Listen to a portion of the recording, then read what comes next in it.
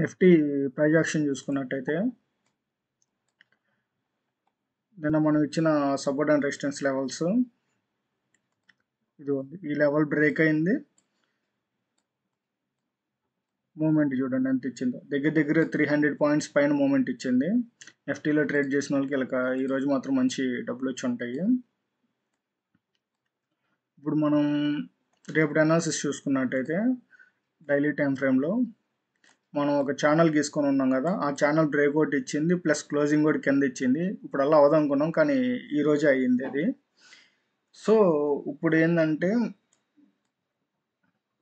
రేపటి analysis market అనేది దీనికి అంటే ఇది చాలా పెద్ద క్యాండిల్.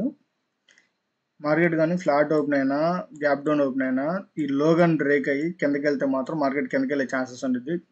గ్యాప్ అప్ కానీ ఓపెన్ అయితే క్యాండిల్ మాత్రం మార్కెట్ మాత్రం రేంజ్ మోడ్లో ఉండే ఛాన్సెస్ ఉంటుంది. 15 minutes టైం ఫ్రేమ్లో చూసుకున్నట్టయితే ఎగ్జాక్ట్గా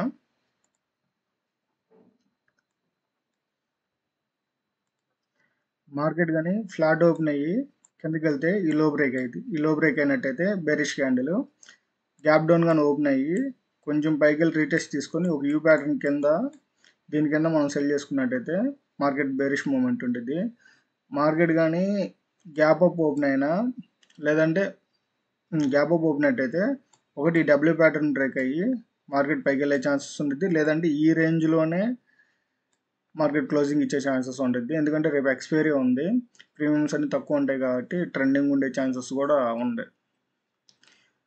థ్యాంక్ యూ అండి. జై హింద్.